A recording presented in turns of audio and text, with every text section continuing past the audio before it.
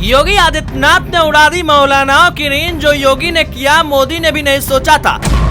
2029 की स्क्रिप्ट हो चुकी है तैयार कि अब की बार होगी योगी सरकार। अखिलेश के सामने ही योगी ने पूरी कहानी पलट दी। अब खुलकर मैदान में उतर गए बाबा। एक चाल से विरोधियों को कर दिया बेदम। बुलडोजर बाबा ने दिखाया अपना दम। योगी आदित्यनाथ के दिमाग में क्या चल रहा है? एक तरफ योगी कहते हैं कि उनको कुर्सी का कोई लालच नहीं है, दूसरी तरफ योगी की तरफ से इशारा किया जाता है कि दिल्ली की तरफ कुछ किया जाएगा।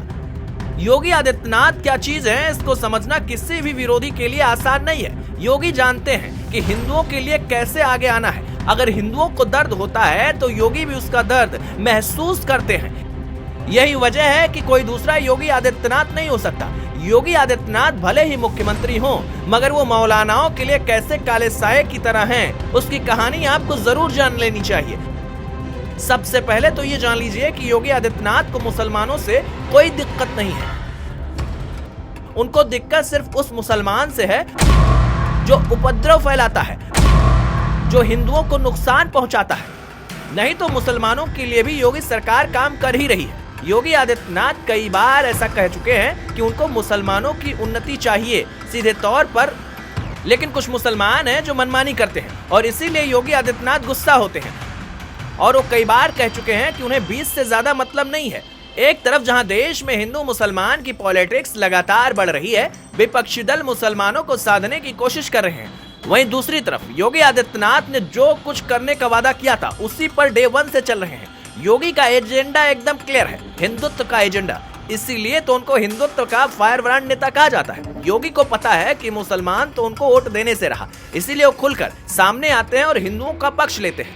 कई लोगों ने इस बार योगी आदित्यनाथ को सोशल मीडिया पर घेरने की कोशिश की, जिसके पीछे की वजह रही ईद पर योगी आदित्यनाथ ने मुसलमानों को विश नहीं किया, कोई बधाई संदेश नहीं दिया।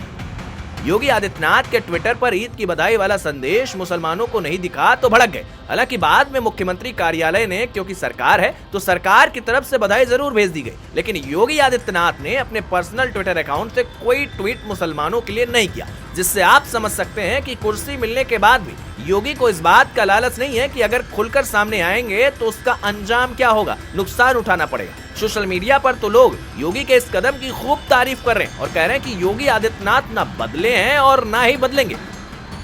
प्रधानमंत्री नरेंद्र मोदी भी पहले हिंदुत्व की बात किया करते थे, लेकिन जब प्रधानमंत्री बने तो जिम्मेदारियां बदली तो उन्होंने कुछ सॉफ्ट रवैया अपनाया। मगर योगी आदित्यनाथ एकदम अलग है। योगी जैसे पहले थे वैसे अभी भी हैं। योगी को पता है कि क्या करना है। किसी का भी दबाव योगी आदित्यनाथ नहीं लेते हैं। खाना पूर्ति करना योगी को नहीं आता है, इसीलिए तो बीजेपी में मोदी के बाद वो दूसरे सबसे बड़े और सबसे ताकतवर नेता के तौर पर गिने जा रहे हैं। मांग तो अब यहाँ तक उठ रही है कि 2029 में योगी आदित्यनाथ को बीजेपी को प्रधानमंत्री पद के तौर पर पेश करना चाहिए। अभी तो इस मामले में योगी ने ज्यादा कुछ नहीं कहा है। क्या उनका प्लान है, इसकी भनक किसी को नहीं लगी है। पूरी कहानी तो 2029 में ही समझ में आएगी कि योगी के दिमाग में क्या चल रहा है। लेकिन जरा सोचिए, अगर योगी प्रधानमंत्री बनेंगे तो देश में हिंदुओं के लिए क्या माहौल होगा। आपको क्या लगता है, हमें कमेंट करके जरूर बताइएगा।